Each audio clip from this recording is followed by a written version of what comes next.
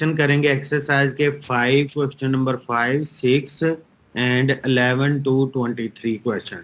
इसमें से कुछ क्वेश्चन मैं करवाता हूँ, बाकी आप लोग खुद करेंगे। The first question is nature log of x + 1 is equal to 5।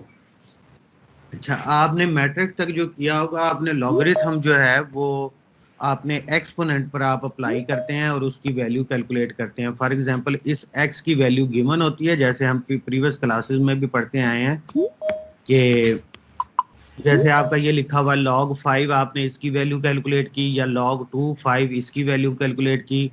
लेकिन नेक्स्ट टॉपिक्स जो हैं हमारे, उसमें ये है कि आपने एक्सपोनेंट कैलकुलेट करना होगा। क्यों एक्सपोनेंट कैलकुलेट करना होगा? क्योंकि ये हमारे पास फंक्शन है, फंक्शन में एक्स वेरिएबल होता है, जो एक्सपोनेंट होगा वो वेरिएबल होगा।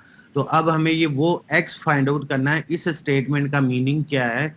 Nature log of x + 1 is equal to 5। इसका मीनिंग क्या है कि आपने वो x फाइंड आउट करना है जिसके लिए इस लेफ्ट साइड का आंसर 5 आए। ठीक है, तो इसमें हम थ्रू आउट हमारे नेक्स्ट जो प्रॉब्लम्स होंगे उसमें हमें इस x को फाइंड आउट करना होगा, जो कि वेरिएबल है, जिसके लिए राइट हैंड साइड हमारे पास बन रही होती है। तो इसका मेथड क्या है, वो मेथडोलॉजी हम फॉलो करते हैं। हम क्या करेंगे, बोथ साइड पर एक्सपोनेंशियल अप्लाई कर देंगे, क्योंकि नेचर लॉ का जो इनवर्स फंक्शन होता है वो एक्सपोनेंशियल फंक्शन होता है। तो हमने बोथ साइड्स पर एक्सपोनेंशियल फंक्शन अप्लाई कर दिया। सेम लाइक जैसे हम करते हैं adding constant on both sides, multiplying constant on both sides, dividing constant on both sides.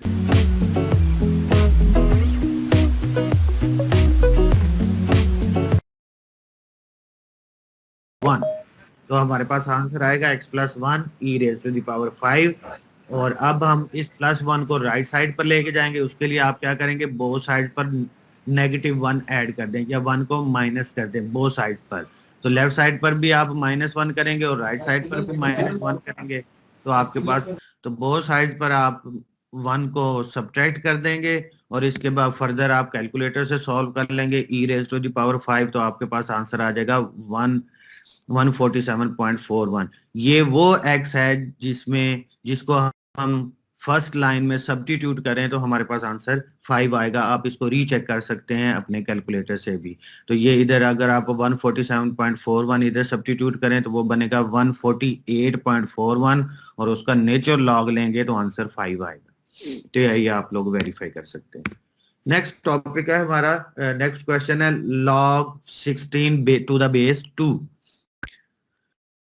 अब हमें इसका आंसर फाइंड आउट करना है। तो लास्ट टाइम हमने क्या किया था कि जब हमारे पास इस तरह की स्टेटमेंट गिवन थी जिसमें log 2 और 16 इक्वल टू समथिंग भी लिखा हुआ था, तो हमने क्या पढ़ा था कि ये जो एक्सपोनेंट है ये कैसे कैलकुलेट होता है, 2 बेस और उसकी जो पावर होगी वो राइट साइड पर जो क्वांटिटी होगी।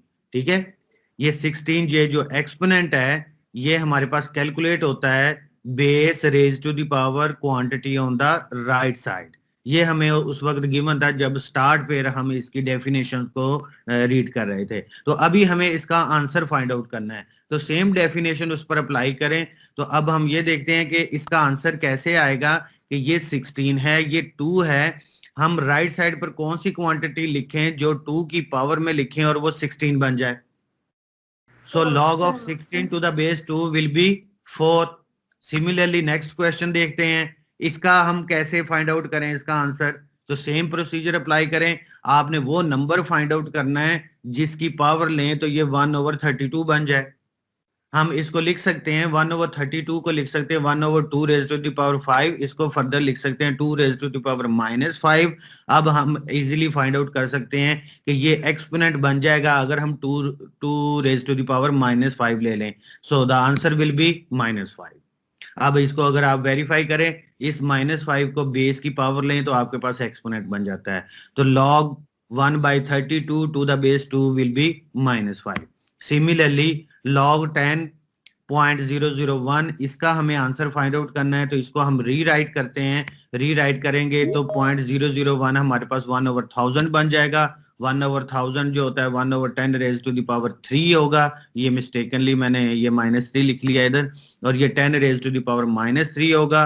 अब इसका आंसर हम इजीली फाइंड आउट कर सकते हैं। अगर 10 रेज टू द पावर -3 ले लें तो हमारे पास एक्सपोनेंट बन जाएगा। That mean the answer of log 0.001 to the base 10 is 3। तो हमें कैलकुलेटर यूज करने की जरूरत नहीं है। ठीक है। सिमिलरली हमारे पास ये एक प्रॉब्लम है, log 3 raise to the power x to the base 3 is equal to 7। इसमें से हमें x फाइंड आउट करना है। ये question similar question to left side है। तो हम इसमें से कैसे फाइंड आउट करेंगे? हमें फार्मूला पता है कि बेस की पावर हमने राइट साइड पर क्वांटिटी लेनी है। तो ये क्या होगा, 3 raise to the power 7 equal to 3 raise to the power x। तो जब आपके पास बेसिस सेम होती हैं तो आप क्या करते हैं, आपके एक्सपोनेंट्स भी सेम हो जाते हैं। तो इसको हम कैसे लिखेंगे, ये स्टेप मिस हो गया इधर से। 3 raise to the power 7 is equal to 3 raise to the power x। Both sides पर जो बेस है 3 सेम है, ये कैंसिल आउट हो जाते हैं। और जो इनके एक्सपोनेंट्स हैं, जो इनकी पावर्स हैं x और दूसरी साइड पर 7, वो दोनों इक्वल हो जाएंगे। तो हमारे पास x इक्वल टू 7 आ जाएगा। और सिमिलरली अगर आप इसमें 7 पुट करें तो ये स्टेटमेंट ट्रू हो जाती है।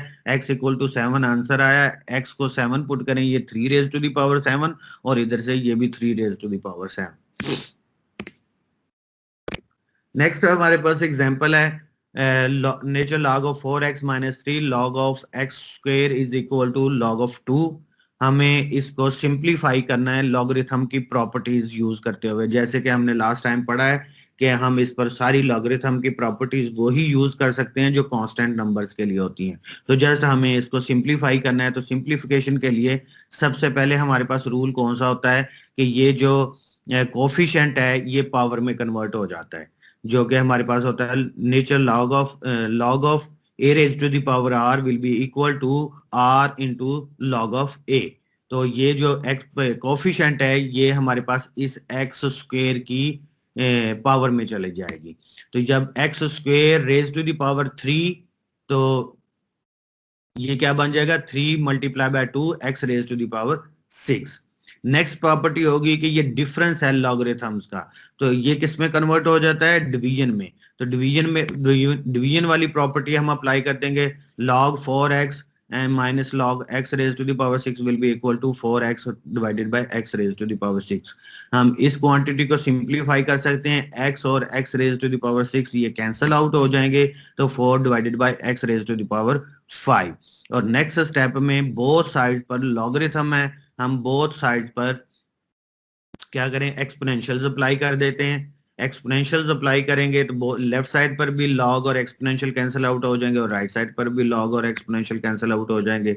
और नेक्स्ट स्टेप में हमारे पास ये आंसर आ जाएगा। इसको हम सिंप्लीफाई करते हैं, x raise to the power 5 right side पर चला जाएगा और 2 लेफ्ट साइड पर चला जाएगा। या आप इसको ये कह सकते हैं कि आपने मल्टीप्लाई और डिवाइड किया, मल्टीप्लाई किया x raise to the power 5 से इस इक्वेशन को और डिवाइड किया 2 से, तो आपके पास ये आंसर आ जाता है। और इससे नेक्स्ट स्टेप में x raise to the power 5 is equal to 2 will be equal to x equal to √2 5। ठीक है, 5th अंडर रूट ऑफ 2। तो ये हमारे पास x वो क्वांटिटी होगी जिसको हम इसमें सब्स्टिट्यूट करें, लेफ्ट साइड पर सब्स्टिट्यूट करें, तो आंसर जो है ये हमारे पास नेचर log ऑफ 2 आएगा। या आप इसको वेरीफाई करना चाहें तो घर में इसको पुट कर दीजिएगा और इसको लेफ्ट साइड को सिंप्लीफाई कीजिएगा तो आपके पास नेचर log ऑफ 2 आ जाएगा। तो इस इक्वेशन में से भी हमने क्या फाइंड आउट किया, x को, जो कि वेरिएबल है, जो कि फंक्शन, जिसकी वजह से फंक्शन बन रहा है। ये एग्जांपल नंबर 3 है हमारे पास। इसमें हमें ये एक स्टेटमेंट दी हुई है। इसमें हमारे पास एक ये पावर आउटपुट P को डिफाइंड किया गया है, P equal to 75 e raise to the power -t divided by 1/2। तो इसमें से हमने फाइंड आउट करना है where t is the time in days that supply is used, how long can be satellite operate at full capacity।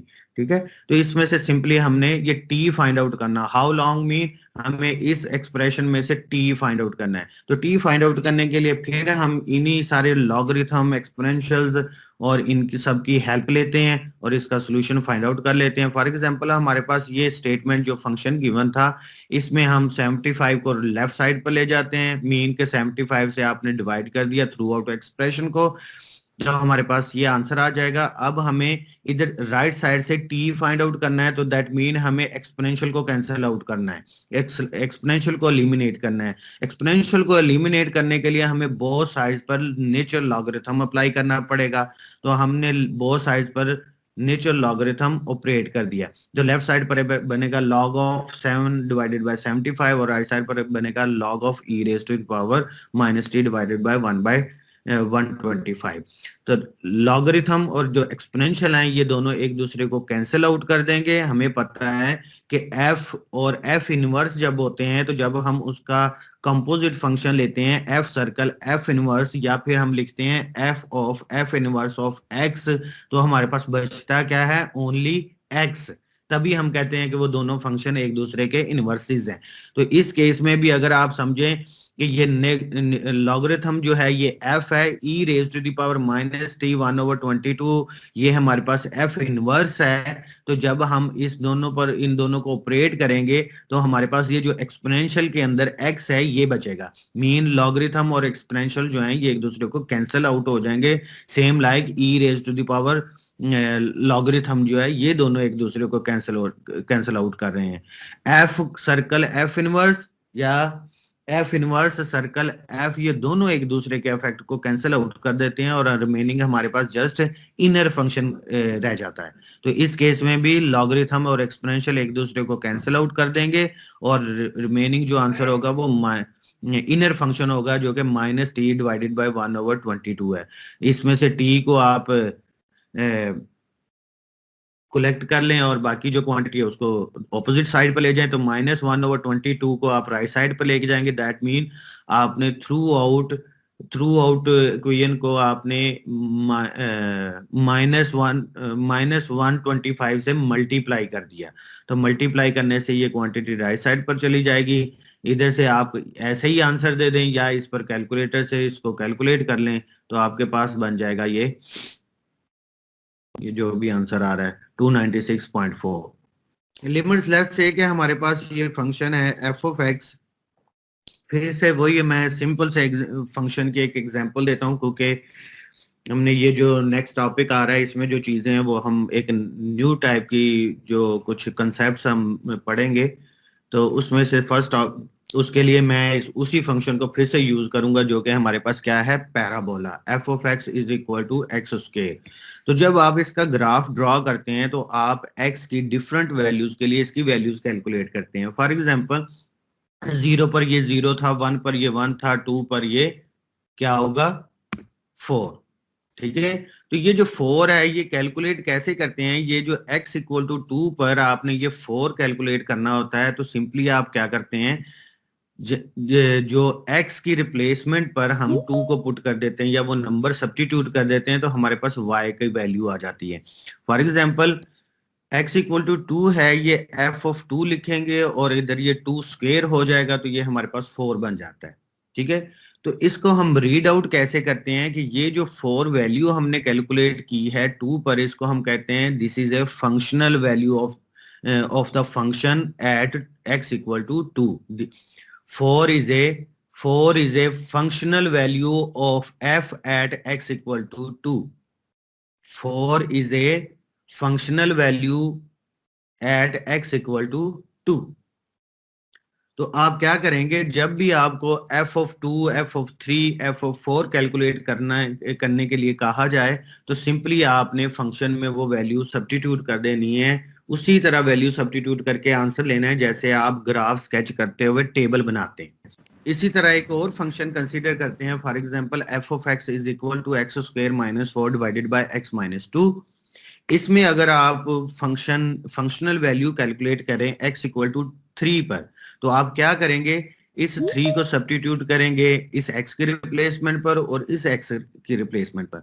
तो ये जब substitute करेंगे तो आपके पास आएगा 3 square is 9 minus 4 that is 5 and 3 minus 2 that is 1 and 5 divided by 1 is 5। तो ये भी आपके पास फंक्शनल वैल्यू आ गई for this functional value for this function at x equal to 3। ठीक है, तो हम इधर से ये कह सकते हैं the functional value of this function at x equal to 3 is 5। ठीक है, नेक्स्ट हम एक और फंक्शन कंसीडर करते हैं और इसको कैलकुलेट करते हैं x इक्वल टू 2 पर। तो ये एक और फंक्शन है, जस्ट मैंने इसमें से चेंज किया है कि x माइनस टू को x प्लस टू में कन्वर्ट कर दिया है। तो इसकी फंक्शनल वैल्यू अगर हम कैलकुलेट करें तो ये आएगी 2 raise to the power 2। Simply आपने x के रिप्लेसमेंट पर 2 को सब्स्टिट्यूट कर देना है, तो 2 raise to the power 2 minus 4 divided by 2 plus 2 4, तो 0 डिवाइडेड बाय 4, तो 15 आ जाएगा। 3 माइनस 3 0, तो constant divided by 0 will be infinity, undefined quantity. तो इसको कैलकुलेट करें तो हमारे पास आंसर आएगा, अगर आप ये इसको कहते हैं कि ये इन्फिनिटी है, ठीक है। इन्फिनिटी कैसे आ रही है कि आप इसको ये देख रहे हैं कि ये डिवीजन में 0 है, और जब भी डिवीजन में 0 होता है आंसर इन्फिनिटी आता है।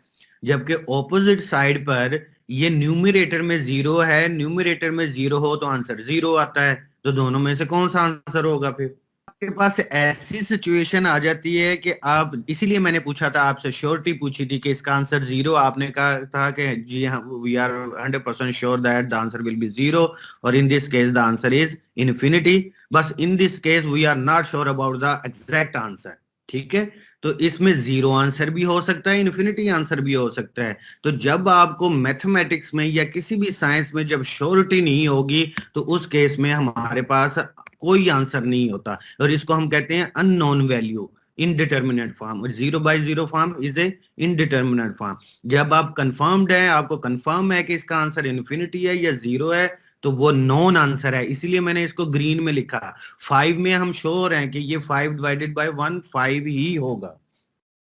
0/4 0 ही होगा, हम 100% हमें कंफर्म्ड है। इस केस में इन्फिनिटी होगा, लेकिन इस केस में हमारे पास मोर देन 1 आंसर है, हमें श्योरिटी नहीं है कि इसका आंसर 0 आएगा या इन्फिनिटी आएगा, दोनों में से हम कंफ्यूज्ड हैं। तो इस केस में हम इसको कहते हैं कि we don't have any answer, और इसको हम कहते हैं indeterminate form. Is it clear?